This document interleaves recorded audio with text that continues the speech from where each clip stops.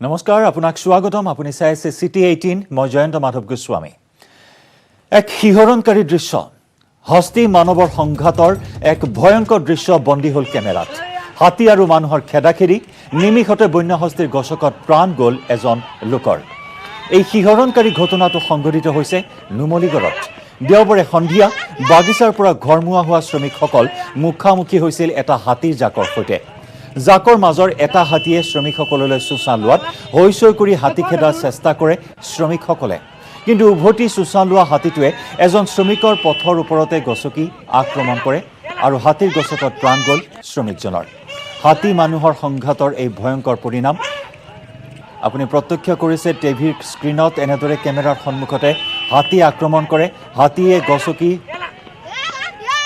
হাতীৰ গছকত প্ৰাণ গল এজন শ্ৰমিকৰ এই ঘটনা সংঘটিত হৈছে নুমলীগড়ত হাতী মানুহৰ সংঘাতে নুমলীগড়ত বিভীষিকা ৰূপ ধাৰণ কৰিছে আৰু এই সংঘাত দিনক দিনে বৃদ্ধি পাবলৈ ধৰিছে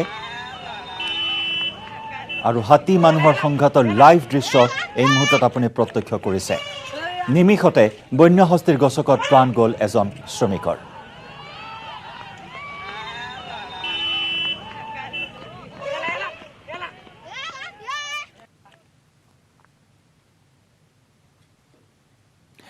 টকিঅ' অলিম্পিকত ভাৰতৰ গৌৰৱ ধ্বজা উৰুৱাই স্বদেশত ভৰি থলে মীৰাবাই চানুৱে দিল্লীত উপস্থিত হৈছে মণিপুৰৰ ভাৰোত্তোলক মীৰাবাই চানু টকিঅ' অলিম্পিকৰ মহিলাৰ 49 কেজি শাখাত মণিপুৰী ভাৰোত্তোলক মীৰাবাই চানুৱে অৰ্জন কৰিছিল ৰূপৰ পদক আৰু এই মুহূৰ্তত আমি পোনপটীয়াকৈ আগবঢ়াইছো মীৰাবাই চানুৰ মন্তব্য जल्दी जल्दी करके हमको यूएस से भेजा था तो इसी में से बहुत ही हेल्प मिला बहुत सपोर्ट मिला मेरा ट्रेनिंग में भी काफ़ी चेंज भी मिला था तो मैं हमारी प्राइम मिनिस्टर जी टॉप्स का सारी हमारी सपोर्ट है वो मैं थैंक यू धन्यवाद बोलना चाहती हूँ विजय सर से जानते हैं विजय सर आप थोड़ा सा हमें डिटेल में बताइए कि किस तरीके से एक एथलीट जब उसको ऐसी जरूरत पड़ी कि वो रिहैब में जाए उसकी जो प्रॉब्लम है वो डिटेक्ट नहीं हो रही और ऐसे में जो कंसर्न अथॉरिटीज़ हैं फॉर एग्जांपल साई वो आगे बढ़ के आती है वो सारी चीज़ों को ट्रैक करती है ये किस तरीके से आप एक्चुअली मैं आपको बताऊंगा लॉकडाउन के बाद हमने ट्रेनिंग शुरू की थी फर्स्ट लॉकडाउन जो हुआ था उसके बाद ट्रेनिंग शुरू की थी तो कुछ बायोमैकेनिकल प्रॉब्लम थी और वो हम उस पर काफ़ी टाइम से काम कर रहे थे वो ठीक नहीं हो पा रही थी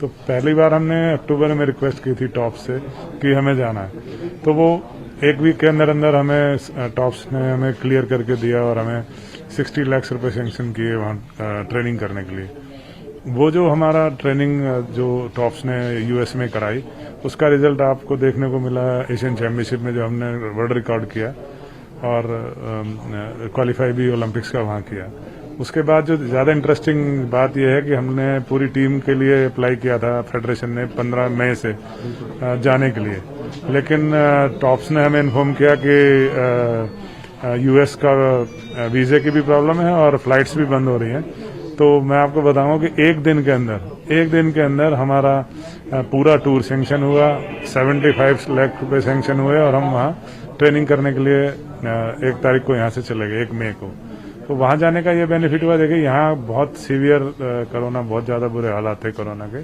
तो मेंटली जो है अपसेट थे और बहुत ज़्यादा रेस्ट्रिक्शन थी पटियाला में ट्रेनिंग के लिए यूएस जाने से हम लोग तो फायदे हुए एक तो हम थोड़ा सा कोरोना की वजह का कोई ऐसा वहाँ बुरा हाल नहीं था तो टेंशन फ्री ट्रेनिंग कर पाए और दूसरा बेनिफिट हुआ कि जिस डॉक्टर के पास हम गए थे उसकी सपोर्ट हमें रेगुलर मिलती रही क्योंकि वो कंपटीशन पीरियड था हमें अच्छा लोड लेना था तो कोई भी प्रॉब्लम होती हम उसके पास तुरंत पहुंच जाते या उसे बुला लेते तो इसका हमें बहुत बेनिफिट मिला ये मेडल लेने के ये ओलंपिक का मेडल लेने में तो अगर वो टॉप्स हमें एक दिन में ना भेजती तो शायद इतना अच्छा रिजल्ट नहीं आ पाता ओवरऑल अगर हम सर बात करें तो आप कैसे देखते हैं ओलंपिक का एक अलग प्रेशर होता है चाहे वो एथलीट हो चाहे कोच सभी डेफिनेटली जी आपने मीरा के लिए किस तरीके से सारी चीजें मेंटल स्ट्रेस से दूर रहना फिटनेस पे ध्यान देना तैयारी रखना कैसे काम एक्चुअली मैं भी स्ट्रेस में था मीरा भी स्ट्रेस में थी लेकिन मैं भी अपने आप को हमारे जो पुराने कंपटीशन है मैं और मीरा उनके वीडियो देख रहे थे एशियन चैंपियनशिप उससे पहले कॉमनवेल्थ गेम्स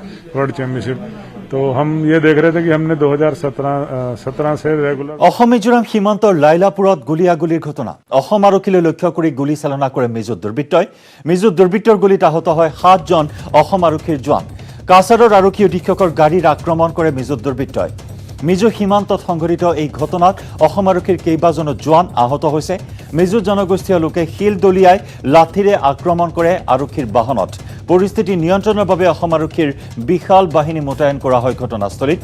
অসমৰ ভূমিৰ পৰা মিজোক খেদিবলৈ যাওঁতে অসম আৰক্ষীক আক্ৰমণ।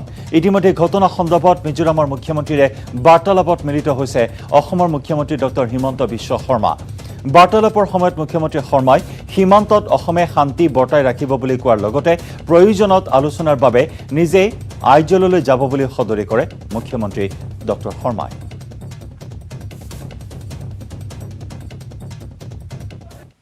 IG sir DIG sir SP sir बहुत लोग से किंतु तारा मिजु आयारो तारा पब्लिक लोग मिलिया पत्थर मारे दादी मारे लाठी मारे हैं आईजी डीआईजी एसपी सर जो को माने कष्ट करे দিলেইছে তারা হাতত দায় আছে বলম আছে পাথর আছে গুলেল আছে। আপনারা কতজন মানে ইনজুর্ড হয়েছে? আমরা তো আইসি 11 জন এখন আরো আছে না? তো কইতে পারতাম না, আমরা টাইমের দিকে না, এদিকে ক্রাউড কন্ট্রোল সামাল দিতাম না, টাইম দেখতাম না। আচ্ছা গুলি লাগছে কয়জন জানা আছে আপনার? এখন তো এটা আপনার কেন কিরকম ইয়ে করছে? কিছু তো যদি মাত্র পাথর দিয়ে ক্লাস দিলেন সেখান থেকে গেলাম, প্রথম ডিউটি গেলাম। সেখানে যাওয়ার পরে যে পাবলিক আসছে তারা মিজো আসছে, তারা সিভিল ড্রেস আসছে, আমরা অ্যাটাক করছে। মিজো আপনাদের আক্রমণ করছে। ঘটনা কোন সময় ঘটনাটা হয়েছে? 11টা 11:30। আচ্ছা তুমি যখন হয়েছে এবং পিএসও যখন হয়েছে নি এসপি সাহেব? ইফালে কাছাৰ জিলাৰ ঢলাইৰ খুলিচেৰাৰ ঘটনাৰ ভিডিঅ' টুইটাৰত আপলোড কৰি মিজোৰামৰ মুখ্যমন্ত্ৰী এম জোৰাম থাংগাই কেন্দ্ৰীয় গৃহমন্ত্ৰী অমিত শ্বাহক অভিযোগ দিয়ে। আৰু সেই একেটা টুইট ৰিটুইট কৰি মুখ্যমন্ত্ৰী ডক্টৰ হিমন্ত বিশ্ব শৰ্মায়ো কেন্দ্ৰীয় গৃহমন্ত্ৰী অমিত শ্বাহ আৰু প্ৰধানমন্ত্ৰীৰ কাৰ্যালয়ক ঘটনাৰ বিষয়ে টুইটযোগে অৱগত কৰে। লগতে সাধাৰণ লোকে হাতত লাঠি লৈ হিংসাত্মক পৰিস্থিতিৰ সৃষ্টি কোনে কৰাইছে তাক তদন্ত কৰিবলৈ জোৰাম থাংগাক আহ্বান জনায় মুখ্যমন্ত্ৰী ডক্টৰ হিমন্ত বিশ্ব শৰ্মাই। একেটা ভিডিঅ'ই মিজোৰামৰ মুখ্যমন্ত্ৰীয়ে টুইটযোগে কেন্দ্ৰীয় গৃহমন্ত্ৰী অমিত শ্বাহক অৱগত কৰে, অভিযোগ উত্থাপন কৰে। আৰু সেই একেটা ভিডিঅ' মুখ্যমন্ত্ৰী ডক্টৰ হিমন্ত বিশ্ব শৰ্মায়ো ৰিটুইট কৰে কেন্দ্ৰীয় গৃহমন্ত্ৰীলৈ। আৰু এনেদৰে সীমান্তত উত্তেজনা অব্যাহত আছে, অসমীয়াৰ ওপৰত আক্ৰমণ অব্যাহত আছে, আগ্ৰাসন অব্যাহত আছে মিজোৰ। আৰু তেনে ঘটনা এই মুহূৰ্তত চৰ্চা তুংগত। আৰু তেনে সময়তেই এটা ভিডিঅ'ক লৈ কিছু বিতৰ্কৰ সূত্ৰপাত হৈছে, যি একেটা ভিডিঅ'ই পুনৰ অৱগত কৰা হৈছে যে অসমৰ ভূমিত মিজোৱে যি বেদখল অব্যাহত ৰাখিছে, অসমৰ ভূমিত আগ্ৰাসন অব্যাহত ৰাখিছে, আনকি অসমৰ আৰক্ষী অধীক্ষকৰ ওপৰতো আক্ৰমণ চলাইছে মিজোৱে। তেনে সময়তে কিন্তু এটা ভিডিঅ'ক লৈ এই মুহূৰ্তত বিতৰ্কৰ সূত্ৰপাত হৈছে। আমাৰ সাংবাদিক অনিৰুদ্ধ লস্কৰৰ সৈতে আমি এই মুহূৰ্তত সংযুক্ত হৈছোঁ। অনিৰুদ্ধ, এই মুহূৰ্তত যি উত্তেজনা অব্যাহত আছে তেনে সময়তে কিন্তু এটা ভিডিঅ'ক লৈ কিছু বিতৰ্কৰ সূত্ৰপাত হৈছে, যিটো ভিডিঅ' মিজোৰামৰ মুখ্যমন্ত্ৰীয়ে টুইট কৰিছে আৰু সেই ভিডিঅ'টোকে ৰিটুইট কৰিছে অসমৰ মুখ্যমন্ত্ৰী ডক্টৰ হিমন্ত বিশ্ব শৰ্মায়ো। ভিডিঅ' নহয়, এতিয়া পৰিস্থিতি আৰু গম্ভীৰ হৈ গৈছে। এতিয়া হেভি ফায়াৰিং চলি আছে দুই চাইডৰ পৰা। অসমৰ এতিয়ালৈকে ফায়াৰ কৰা নাই, মিজোৰামে ফায়াৰিং ষ্টাৰ্ট কৰিছে, কিয়নো অসমতে তাৰপিছত এই স্পটখন এৰি আহিব লগা হৈছে, কিয়নো অসমৰ আৰক্ষীৰ যিমানখিনি ফৰ্চেছ আছে ইয়াৰ বোলে ফায়াৰিঙৰ অৰ্ডাৰ দিয়া নাই। এতিয়া ফাৰ্ষ্টত আৰম্ভ কৰিছিলে টিয়াৰ গেছ দিয়া, টিয়াৰ গেছৰ পিছত ডাইৰেক্ট ফায়াৰিং ষ্টাৰ্ট কৰি দিছে। আমাৰ এজন সাংবাদিকৰো পেটত লাগিছে, এয়াৰ ৰাইফেলৰ গুলি লাগিছে, কিন্তু ইমান জখম হোৱা নাই। এনেদৰে পৰিস্থিতি, আমি টিয়াৰ গেছটো ক্ৰছ কৰি আহিছো। এতিয়া আহোম পুলিচ আকৌ ফ'ৰ্চ বনাই পাহাৰৰ ওপৰত গৈ আছে। জয়ন্ত, নিশ্চয়, যি সময়ত অসমৰ মুখ্যমন্ত্ৰী ডক্টৰ হিমন্ত বিশ্ব শৰ্মাই এই সীমান্তত শান্তি বৰ্তাই ৰাখিবলৈ নিজে আগ্ৰহ প্ৰকাশ কৰিছে, প্ৰয়োজনত আইজললৈ যাবলৈ তেওঁ আগ্ৰহী বুলি উল্লেখ কৰিছে, তেনে সময়তে কিন্তু এই ভিডিঅ'টো কেন্দ্ৰীয় গৃহমন্ত্ৰীক টুইট কৰি অভিযোগ উত্থাপন কৰিছে মিজোৰামৰ মুখ্যমন্ত্ৰীগৰাকীয়ে। গতিকে কিমান সদিচ্ছা এই সমস্যাৰ সমাধান কৰিবলৈ মিজোৰাম প্ৰশাসন? মিজোৰাম প্ৰশাসন আজি যেতিয়া এই ফায়াৰিং ষ্টাৰ্টৰ অলপ আগতে কোলাশিব, আমাৰ কাষৰ ডিষ্ট্ৰিক্ট, কাছাৰৰ কাষৰ ডিষ্ট্ৰিক্ট হ'ল তোমাৰ কোলাশিব ডিষ্ট্ৰিক্ট মিজোৰামৰ। কোলাশিবৰ এছ পি আহি ইয়াতে কথা বাৰ্তা চলি আছিল এটা মিউচুৱেল কৰিবৰ কাৰণে। যিমানখিনি সোনকালে হয় এই মানুহবিলাকক দুই চাইডৰে মানুহবিলাকক কণ্ট্ৰল কৰিবৰ কাৰণে। কিন্তু যেতিয়া ফায়াৰিং আৰম্ভ হৈ গ'ল তাৰ পিছত কণ্ট্ৰলৰ বাহিৰত হৈ গৈছে। এতিয়া খালি এটাৰ পিছত এটা খালি আমি এম্বুলেঞ্চ দেখি আছো। অসমৰ আমি যিমানখিনি জানো 7টা মেডিকেলত গৈছিলে, কিন্তু নাম্বাৰ আৰু বাঢ়িব। জয়ন্ত, নিশ্চয় এইখিনি মুহূৰ্তত তাত অতিৰিক্ত আৰক্ষী মোতায়েন কৰা হৈছে আৰু পৰিস্থিতি নিয়ন্ত্ৰণ কৰিবলৈ আপুনি জনাইছে যে কন্দুৱা গেছ বৰ্তমান প্ৰয়োগ কৰা হৈছে। পৰিস্থিতি নিয়ন্ত্ৰণ কৰিবলৈ আৰু বৰ্তমান নিৰাপত্তাৰক্ষী তাত কেনেদৰে ব্যৱস্থা গ্ৰহণ কৰা হৈছে, নিৰাপত্তাৰ আৰু কেনেকুৱা ধৰণৰ ব্যৱস্থা তাত গ্ৰহণ কৰা পৰিলক্ষিত হৈছে? জয়ন্ত, কন্দুৱা গেছ যেতিয়া কন্দুৱা গেছৰ ওচৰত যদি ডাইৰেক্ট ফায়াৰিং কৰে অপনেণ্টে, তেতিয়া আৰু কোনো উপায় নাথাকে। এইটো কাৰণে আসাম আৰক্ষী খেদি তাৰ পৰা ভাগি ইয়াতে তলত আহি গৈছে। এতিয়া আকৌ ফ'ৰ্চ বনাই ওপৰত গৈ আছে। এতিয়ালৈকে চাব লাগিব কিমানখিনি তাতে চিকিউৰিটি ফ'ৰ্চ ধৰিছে। কিন্তু মিজোৰামে ডাইৰেক্ট ফায়াৰিং আৰম্ভ কৰিছে। এই ডাইৰেক্ট ফায়াৰিঙৰ কেনেদৰে এটা জবাব দিয়ে আসাম পুলিচ, এইটো এতিয়া চাব লাগিব। জয়ন্ত, নিশ্চয়কৈ আৰক্ষীয়ে কি ধৰণৰ প্ৰত্যুত্তৰ দিয়ে সেয়া অত্যন্ত লক্ষণীয় বিষয় হ'ব। কিন্তু এই মুহূৰ্তত এটাই প্ৰশ্ন উত্থাপিত হয় যে মিজোৰাম চৰকাৰে এই ক্ষেত্ৰত কিয় কোনো ধৰণৰ সদিচ্ছা প্ৰকাশ কৰা নাই? এই সমস্যাৰ সমাধান গ্ৰহণ কৰিবলৈ, সমাধান সূত্ৰ উলিয়াবলৈ মিজোৰাম কিয় আগবাঢ়ি অহা নাই? এয়া কিন্তু এক ডাঙৰ প্ৰশ্ন। যি সময়ত অসমৰ মুখ্যমন্ত্ৰীগৰাকীয়ে নিজেই কৈছে যে শান্তি বৰ্তাই ৰাখিবলৈ আগ্ৰহ প্ৰকাশ কৰিছে বা আইজললৈ যোৱাৰ কথাও নিজে উল্লেখ কৰিছে অসমৰ মুখ্যমন্ত্ৰীগৰাকীয়ে, কিন্তু তেনে সময়ত কিন্তু সম্পূৰ্ণ বিপৰীত স্থিতিত বৰ্তমান পৰিস্থিতি গ্ৰহণ কৰিছে মিজোৰাম চৰকাৰে। ইয়াতে যোৱা বছৰৰ পৰা যিমানখিনি এৰিয়া দখল কৰিছে মিজো ফৰ্চেছ বা মিজো মানুহবিলাকে, এইবিলাকে এটা পাৰ্মানেণ্ট এটা বাউণ্ডেৰী দিয়াৰ বিচাৰি আছে। যিটো কাৰণে যিমানখিনি দখল কৰিছে, ইমানখিনি দখল কৰা এৰিয়াটো যিমানখিনি বেছটো বঢ়াব পাৰে, এইটো তাৰ কাৰণে লাভ। যিটো কাৰণে আজি এইটোৱে আহিছিলে। এইটো আহি এটা তাতে CRPF কেম্প আছিলে। এই CRPF কেম্প উচ্ছেদ কৰাৰ কাৰণে আজি এটা চেষ্টা চলাইছিলে 11টা বজাৰ পৰা। এইটো তাতে তেতিয়া আসাম পুলিচে যেতিয়া বাধা দিয়ে, তাৰপিছত এই ঘটনাটো ঘটে। জয়ন্ত, নিশ্চয় দীৰ্ঘদিনীয়া বিবাদ এই পৰ্যন্ত ইয়াৰ সমাধান সূত্ৰ ওলোৱা নাই। ইয়াৰ পূৰ্বেও সীমান্তত বহুবাৰ এনেধৰণৰ কাৰ্য সংঘটিত কৰিছে, অসমীয়াৰ ওপৰত আক্ৰমণ কৰিছে, অসমীয়া লোকক অপহৰণ কৰিছে, চৰম নিৰাপত্তাহীনতাত ভুগিবলগীয়া হৈছে সীমান্তবাসী অসমীয়াই। গতিকে তেনেস্থলত ইয়াৰ পূৰ্বে যি উচ্ছেদ অভিযান চলোৱা হৈছিল, পুনৰ তেনেকুৱা ধৰণৰ পৰিকল্পনা গ্ৰহণ কৰিছে নেকি অসম আৰক্ষীয়ে? এনে কথাটো হ'ল জয়ন্ত, এইটো ক্লিয়াৰ কাট ডিমাৰ্কেশ্যন যিটো আছে আসামৰ, ইমানখিনি জাগা অসমৰ আছিলে। ইয়াৰ যে মিজো মানুহবিলাক য'ত আছিলে আগতে, এইবিলাকে আসামত ভোট দিছে, আসামৰ ৰেচন পানী লৈছে, আসামৰ যিমানখিনি চৰকাৰী সুখ সুবিধা আছে চব পাইছে। কিন্তু এতিয়া যেতিয়া কৈ আছে মিজোৰামৰ লগত যাব পাৰে মানুহবিলাকে, কিন্তু মাটি লৈতো যাব নোৱাৰে। এইটো অসমৰ জমি হয়, এইটোতো বুজিব লাগে। এইটোৱে বুজা নাই। এইটোৰ কাৰণে ইমান দিনৰ পৰা এই যে চলি আছে বিবাদ, এটা পাৰ্মানেণ্ট চলিছে। দিল্লীতো কথা বাৰ্তা চলি আছে। অসম চৰকাৰে দুদিন আগতে আমাৰ অমিত শ্বাহ ডাঙৰীয়াৰ লগতো মুখ্যমন্ত্ৰী আৰু মিজোৰাম মুখ্যমন্ত্ৰী দেখা কৰিছে। কি চলিউশ্যনটো আনে এইটোৱে চাব লাগিব। জয়ন্ত, হয়, অনিৰুদ্ধ ধন্যবাদ জ্ঞাপন কৰিছোঁ আপোনাক। আৰু এইখিনি মুহূৰ্তত উত্তেজনাই তুংগত উঠা পৰিলক্ষিত হৈছে। আমাৰ সাংবাদিক অনিৰুদ্ধ লস্কৰে ঘটনাস্থলীৰ পৰা জনাইছে নিয়ন্ত্ৰণৰ বাহিৰত গৈছে সম্পূৰ্ণ পৰিস্থিতি। কন্দুৱা গেছ প্ৰয়োগ কৰিবলৈ বাধ্য হৈছে আৰক্ষীয়ে। আৰু যি সময়ত এনেধৰণৰ বেদখল অব্যাহত ৰাখিছে মিজোৱে, আৰু তেনে সময়তে এই বেদখল বাধা প্ৰদান কৰিবলৈ আহিছিল অসম আৰক্ষী, তেনে সময়তে অসম আৰক্ষীৰ ওপৰতো আক্ৰমণ চলায় মিজোৱে। আৰু তেনে সময়তে উত্তপ্ত পৰিস্থিতিৰ সৃষ্টি হয়। উত্তেজনা বৰ্তমানে অব্যাহত আছে সীমান্তত, আৰু বৰ্তমান পৰিস্থিতি নিয়ন্ত্ৰণ কৰিবলৈ আৰক্ষীয়ে বৰ্তমান প্ৰচেষ্টা অব্যাহত ৰাখিছে।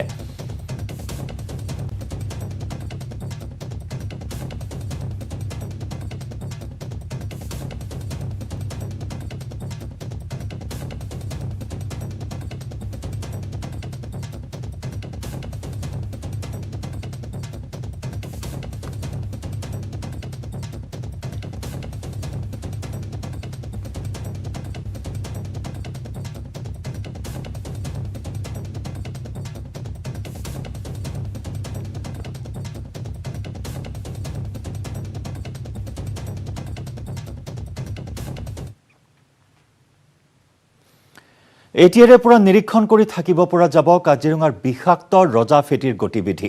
জানিব পৰা যাব ক'ত বিচৰণ কৰি ফুৰিছে বিষাক্ত ৰজা ফেটিয়ে। কাজিৰঙাৰ বনাঞ্চলৰ ক'ত ক'ত বিচৰণ কৰি ফুৰিছে বিষাক্ত ৰজা ফেটিয়ে। এতিয়াৰে পৰা ৰজা ফেটিৰ গতিবিধি নখ দৰ্পণত থাকিব কাজিৰঙা উদ্যান কৰ্তৃপক্ষৰ। হয়, কাজিৰঙাৰ পানবাৰী অঞ্চলৰ দুটা বিষাক্ত ফেটি সাপৰ দেহত সংস্থাপন কৰা হ'ল মাইক্ৰ'চিপ। কাজিৰঙা পানবাৰী বন্যপ্ৰাণী উদ্ধাৰ আৰু পুনৰ সংস্থাপন কেন্দ্ৰৰ চিকিৎসকে প্ৰথমবাৰৰ বাবে বিষাক্ত ৰজা ফেটি সাপৰ দেহত সংস্থাপিত কৰিলে অত্যাধুনিক মাইক্ৰ'চিপ। পূৰ্বতে বিষহীন সাপৰ দেহত মাইক্ৰ'চিপ সংস্থাপন কৰা CWRCৰ চিকিৎসকে প্ৰথমবাৰৰ বাবে বিষাক্ত সাপৰ দেহত মাইক্ৰ'চিপ সংস্থাপনেৰে দেখুৱালে দুঃসাহস। 2005 চনৰ পৰাই CWRC কৰ্তৃপক্ষই গড়, হাতী, হৰিণ আৰু অন্যান্য বন্যপ্ৰাণীৰ লগতে অজগৰ সাপৰ দেহত মাইক্ৰ'চিপ সংস্থাপন কৰি গতিবিধি লক্ষ্য কৰাৰ লগতে চিনাক্তকৰণৰ ক্ষেত্ৰত সুবিধা হোৱাকৈ এই মাইক্ৰ'চিপ ব্যৱহাৰ কৰি আহিছিল। এই সাপৰ মনিটৰিঙৰ কাৰণে আচলতে আমি মাইক্ৰ'চিপটো লগাইছোঁ। এইবছৰ আমি দুটা কিং কোব্ৰাত লগাই চাইছোঁ। কিং কোব্ৰা আমাৰ ইয়াত প্ৰায় 12টামান এতিয়ালৈকে আহিছে, আৰম্ভণিৰ পৰা 2000 চনৰ পৰা এতিয়ালৈকে। আৰু টোটেল আমাৰ ধৰক প্ৰায় 480টামান সাপ আমি এডমিট কৰিছোঁ। গতিকে ইয়াৰ বেছি সংখ্যক পাইথন, এই বেছি সংখ্যক পাইথনত আমি তাৰমানে মাইক্ৰ'চিপিংটো কৰি আছোঁ। আৰু এইটো লং টাৰ্ম আমি কৰি যাম, যাতে আমি মনিটৰিং কৰিব পাৰোঁ যে সাপবিলাক ৰিলিজ কৰাৰ পিছত আচলতে কি হৈছে, আকৌ পুনৰাই আমাৰ তালৈকে ৰেস্কিউ কৰি আহিছে নে ধৰক মৰিছে। মাইক্ৰ'চিপ সংস্থাপন কৰা সাপকেইটা দেওবাৰে বনাঞ্চলত মুকলি কৰি দিয়া হয়। কাজিৰঙাৰ পৰা বিতুপন বৰাৰ report, news 18 Assam north east.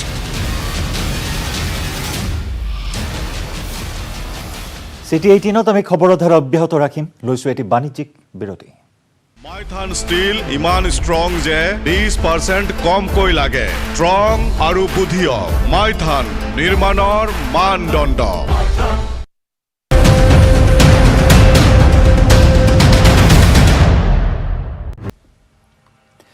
অথলে গ'ল মন্ত্ৰী বিধায়কৰ আশ্বাস। খহনীয়া ৰোধৰ বাবে নৈপৰীয়া ৰাইজে শৰণ ল'লে ভগৱানৰ। নৈৰ পাৰত পূজা অৰ্চনাৰে খহনীয়া ৰোধৰ বাবে প্ৰাৰ্থনা জনালে বিহপুৰীয়াৰ বদতি ঘাটবাসী ৰাইজে।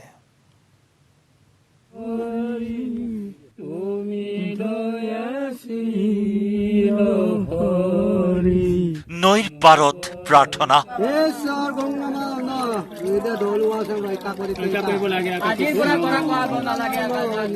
নেদেখাজনৰ চৰণত শৰণ লৈ প্ৰাৰ্থনা জনাইছে নৈপৰীয়াই।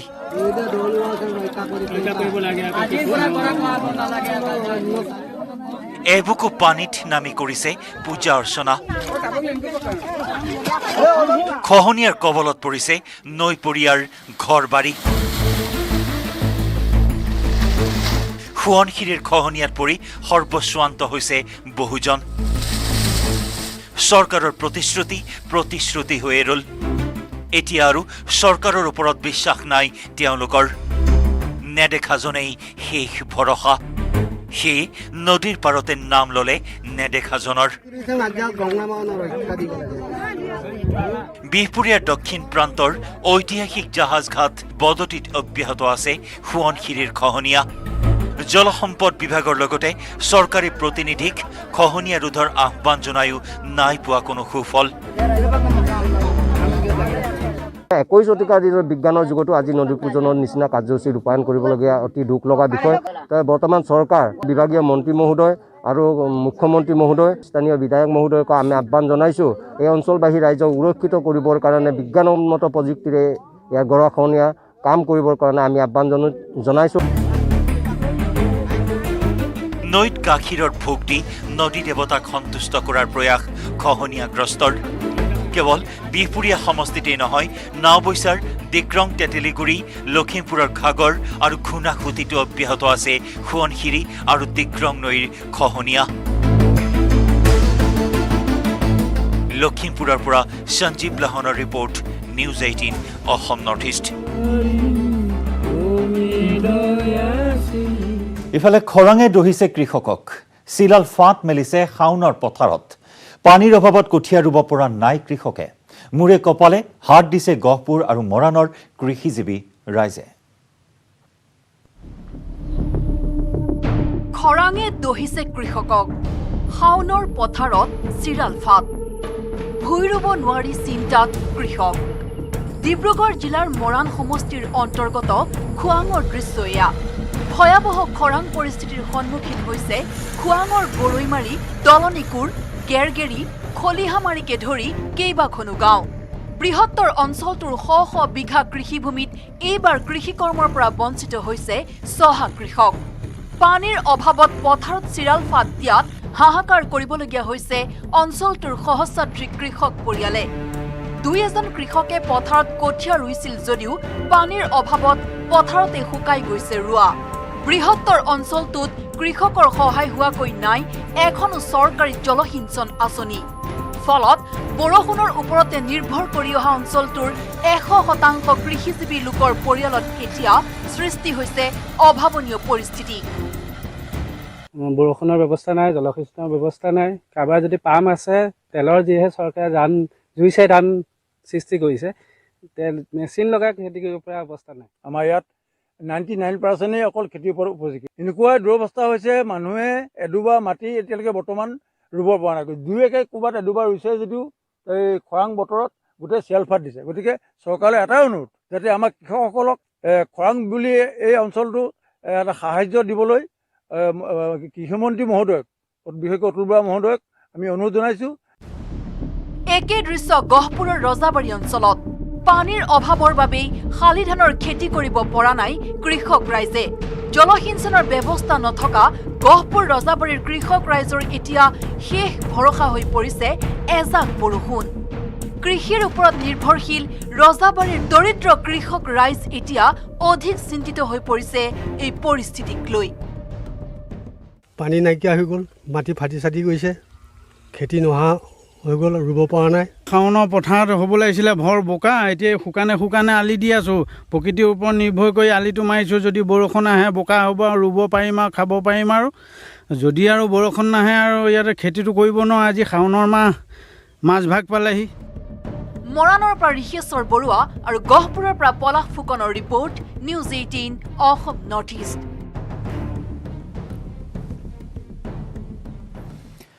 21 শতিকাটো এটুপি বিশুদ্ধ খোৱা পানীৰ বাবে হাহাকাৰ হোৱা জোনাইৰ এখন গাঁও এতিয়াও এটুপি খোৱা পানী বিচাৰি হাহাকাৰ কৰিবলগীয়া হৈছে গাঁওবাসী ৰাইজে কাণ সাৰ নাই জনপ্ৰতিনিধিৰ 21 শতিকাটো এটুপি বিশুদ্ধ খোৱা পানীৰ বাবে হাহাকাৰ হোৱা এখন গাঁও হয় আজিৰ দিনতো এটুপি বিশুদ্ধ খোৱা পানীৰ বাবে হাহাকাৰ কৰিবলগীয়া হৈছে এখন গাঁৱে বছৰ বছৰ ধৰি নৈৰ খোলা লেতেৰা পানীকে সেৱন কৰি জীৱন অতিবাহিত কৰিছে গাঁওখনৰ লোকসকলে সেই একেখন নৈৰে পানী খাই মানুহ গৰু মহেও এয়া কোনো দুৰ্গম কিংবা ভিতৰুৱা গ্ৰামাঞ্চলৰ দৃশ্য নহয় এয়া ধেমাজি জিলাৰ জোনাই মহকুমাৰ অন্তৰ্গত নাহৰ জেলম গাঁৱৰ দৃশ্য জোনাই সদৰৰ পৰা প্ৰায় 4 কিলোমিটাৰ নিলগত থকা নাহৰ জেলম গাঁওখনৰ প্ৰায় 40টা পৰিয়ালে এতিয়াও নাপালে উন্নয়নৰ পোহৰ খোৱা পানী যাতায়াত চিকিৎসা আদিকে ধৰি 101 সমস্যাৰ মাজেৰে দিন অতিবাহিত কৰিছে গাঁওবাসীয়ে পানীও আমি এনেকৈ লেতেৰা খাই আছো আকৌ পানীৰ ব্যৱস্থা আমাৰ একো নাই নাদো নাই খলো নাই কিবা মিউনিচিপালৰ পৰা দিম বুলি কৈছিলে আগতে কি একো দিয়া নাই টিৰবেলো আমাক একটাও দিয়া নাই যেন তেনে নিজে ফিল্টাৰ বনাই কিনি লেতেৰা পানীটো এনেকৈ চাফা কৰি যেন তেনে খাই আছো আৰু টিৰবেলৰ লগত পঞ্চায়ততো বহুত দি চালো নহয় এতিয়া 50 বছৰমান হৈছে আৰু আমি সৰুকালৰ পৰাই খোৱা আৰু নাহৰ জেলম গাঁৱলৈ যাবলৈ লেকু নৈৰ ওপৰত আছে এখন ওলমা দলং বছৰটোৰ শেষত নাহৰ গাঁওবাসীয়ে ৰাইজৰ গাঁঠিৰ ধন ভাঙি বাঁহেৰে দলংখন মেৰামতি কৰে 4-5 মাহৰ পিছতে ওলমা দলংখন বিপদজনক হৈ উঠে সেইখন দলঙেৰেই লৰাৰ পৰা বুঢ়ালৈ কোনোমতে অহা যোৱা কৰে এনেকুৱাই মানে বছৰে বছৰে এনেকুৱা ৰিপেয়াৰিং কৰি পিনি বনা আৰু এটা বেয়া হ'লে কেনেকৈ অহা যোৱা কৰে আপোনালোকে অহা যোৱাটো তলৰ পৰা নামি অহা যোৱা কৰে নিৰ্বাচনৰ সময়তে অঞ্চলটোৰ খোৱা পানীৰ সমস্যা আৰু ওলমা দলং সাজি দিয়াৰ প্ৰতিশ্ৰুতি দিয়ে ৰাজনৈতিক নেতাই। পিছে আজিলৈ সমাধান নহয় খোৱা পানীৰ সমস্যা, যাতায়াতৰ সমস্যা। ধেমাজিৰ পৰা মন বিকাশ বৰগোহাঁইৰ report, news 18 Assam north east. Nagaon জিলাৰ লাওখোৱা অভয়াৰণ্যত কৰ্তব্যৰত বনকৰ্মীক আক্ৰমণ চোৰাং মাছমৰীয়াৰ। চোৰাং মাছমৰীয়াৰ আক্ৰমণত আহত 3জন বনকৰ্মী। অভয়াৰণ্যত অবৈধভাৱে প্ৰৱেশ কৰা মাছমৰীয়াৰ দলটোক নাওসহ আটক কৰাৰ সময়তে সংঘটিত হয় এই ঘটনা। চোৰাং মাছমৰীয়াক বনকৰ্মীৰ ধমক।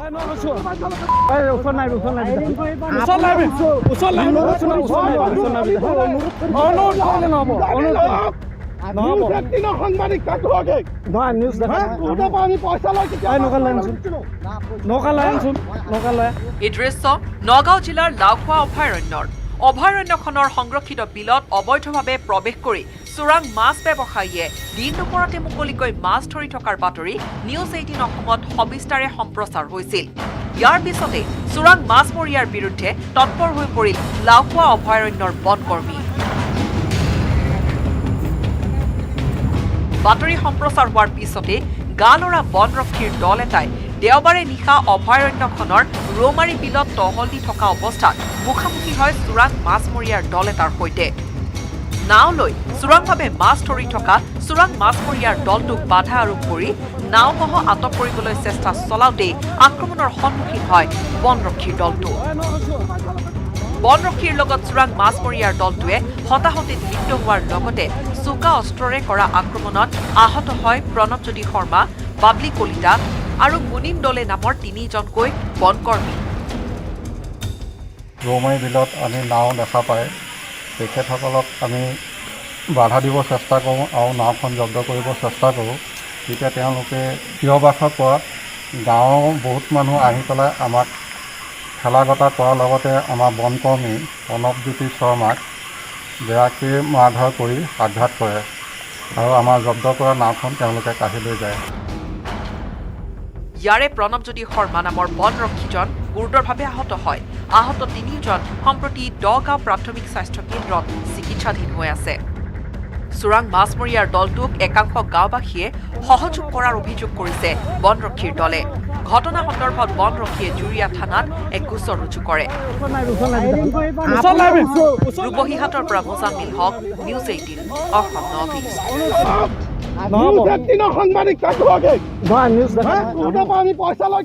চিটি 18ৰ পৰৱৰ্তী অংশলৈ যোৱাৰ পূৰ্বে লৈছো আন এটি বাণিজ্যিক বিৰতি। মাইথান ষ্টিল ইমান ষ্ট্ৰং যে 20% কমকৈ লাগে। ষ্ট্ৰং আৰু বুদ্ধিয়ক মাইথান নিৰ্মাণৰ মানদণ্ড।